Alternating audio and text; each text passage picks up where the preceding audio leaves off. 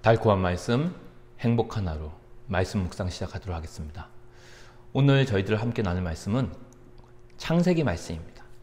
창세기 41장 16절에서 36절 말씀입니다.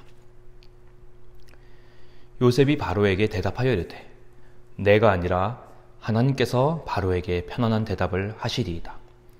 바로가 요셉에게 이르되 내가 꿈에 나일 강가에 서서 보니 살지고 아름다운 일곱 암소가 나일 강가에 올라와 갈밭에서 뜯어먹고 그 뒤에 또 약하고 심히 흉하고 파리한 일곱 암소가 올라오니 그같이 흉한 것들은 애굽 땅에서 내가 아직 보지 못한 것이라. 그 파리하고 흉한 소가 처음에 일곱 살진 소를 먹었으며 먹었으나 먹은 듯 하지 아니하고 여전히 흉하더라. 내가 곧 깨었다가 다시 꿈에 보니 한 줄기에 무성하고 충실한 일곱 이삭이 나오고 그 후에 또 가늘고 동풍에 마른 일곱 이삭이 나더니 그 가는 이삭이 좋은 일곱 이삭을 삼키더라. 내가 그 꿈을 점술가에게 말하였으나 그것을 내게 풀이해 주는 자가 없느니라. 요셉이 바로에게 아뢰되 바로의 꿈은 하나라. 하나님이 그가 하실 일을 바로에게 보이심이니이다. 일곱 좋은 암소는 일곱 해요. 일곱 좋은 이삭도 일곱 해니 그 꿈은 하나라.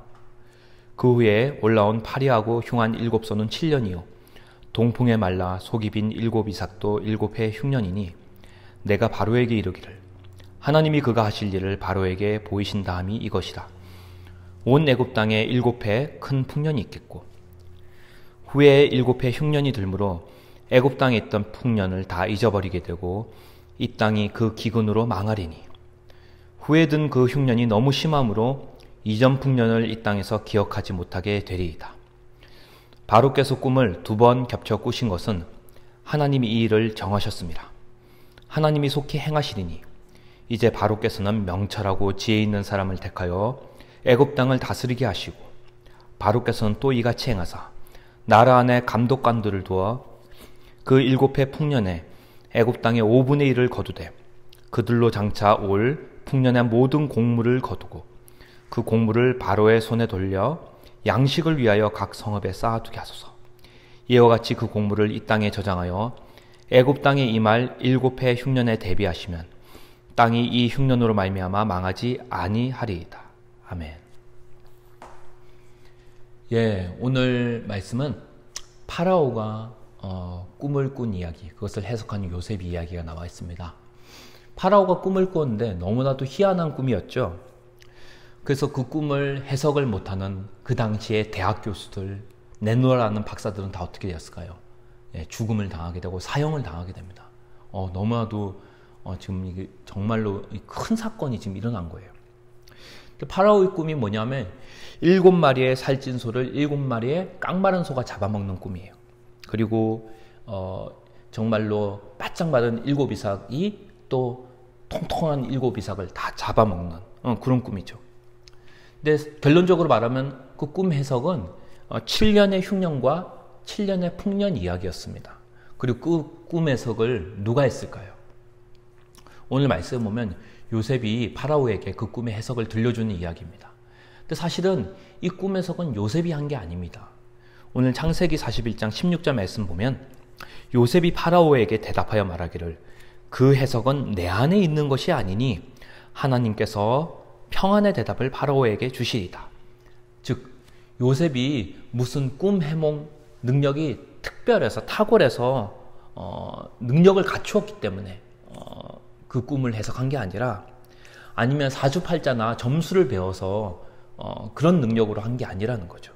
바로 요셉의 어떤 탁월함이나 대단함이나 그의 능력이 아닌 오직 그와 함께 하신 하나님이 요셉과 함께 하셨기 때문에 하나님이 그 해석을 누구에게 알려준 거예요? 요셉에게 알려준 거죠. 이 일로 인해 요셉이 그 해석을 파라오에게 알려주고 파라오는 그 해석이 하나님께로부터 온 것을 알게 되고 요셉을 그때로부터 모든 신하 위에 높은 사람, 즉 이집트의 국무총리로 삼게 됩니다. 즉 파라오의 바로 밑에 이집트의 넘버 2가 되는 거죠. 이집트의 국무총리. 왜냐하면 그 파라오 이집트 위에 요셉 위에 파라오 외에는 아무도 없다고 파라오가 얘기를 했기 때문이에요. 그러니까 요셉이 국무총리가 된 거는 완전히 낙하산 중에 낙하산이 되겠습니다. 예. 사실 이 세상에서 궁극적으로 높이고 낮추는 건 결국 누구에게 달려있다? 하나님께 있다는 거죠.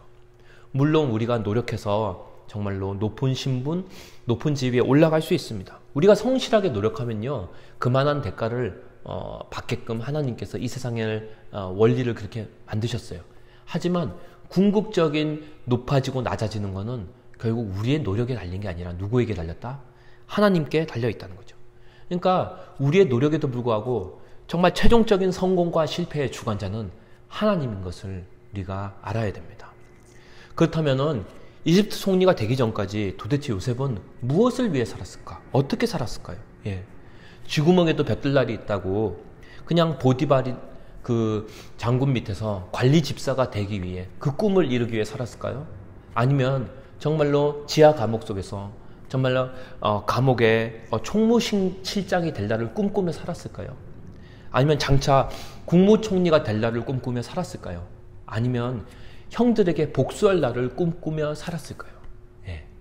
요셉에게 우리는 비전의 사람, 꿈의 사람 이름을 붙이지만 사실 요셉의 꿈은 요셉에게서 나온 것이 아닙니다. 왜냐하면 요셉 자신도 자기가 국무총리가 될 줄도 몰랐고 감옥에 있을 줄도 몰랐고 또 보디발의 노예로 있을 그 종으로 있을지도 몰랐죠.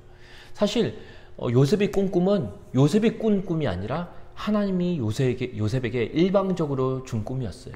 왜냐하면 그것은 요셉의 꿈이 아니라 하나님의 꿈이었기 때문이죠. 하나님이 준 꿈이기 때문에 그 꿈은 반드시 어떻게 된다? 이루어질 수밖에 없다는 거죠.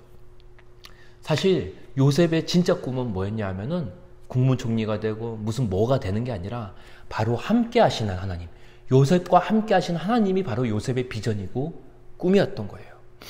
그래서 요셉이 자기에게 닥친 그런 고난과 환난과 어려움 속에서 그가 정말로 처음에는 불평하며 그 힘든 기간들을 묵묵히 참아냈지만 자신이 스스로 꾸었던 그런 꿈들, 이 땅에서 뭐가 돼야지, 이 땅에서 뭐가 했던 그런 꿈들이 다 박살나고 났을 때 제로 베이스가 되고 아무것도 자기의 가능성이 남아있지 않았을 때 비로소 하나님의 꿈이 요셉에게 자기의 꿈으로 와닿을 수 있었던 거죠.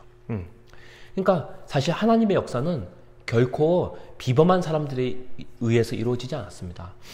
평범한 사람들, 그리고 그 평범한 사람들이 하나님의 꿈을 꾸게 될 때, 하나님과 함께 하게 될 때, 하나님이 그들과 함께 될 때 하나님께서 평범한 사람을 들어 쓰셔서 하나님의 비범한 그 비전을 이루시는데 사용되어지는 거죠. 네. 그러니까 특별히 요셉도 평범한 사람이었지만 하나님이 함께 했기 때문에 위대한 하나님의 계획에 쓰임받을 수가 있었습니다. 특별히 오늘의 말씀을 통해서 감옥 속에서도 하나님의 함께 하심으로 말미암아 위대한 비전으로 그가 위대한 비전의 사람으로 그가 빚어졌던 것처럼 오늘의 일상적인 삶 속에서 함께 하신 하나님 때문에 위대한 하루, 위대한 일생을 살게 되는 그런 꿈이, 그런 위대한 비전의 일생을 살 수 있기를 주님의 이름으로 축원합니다.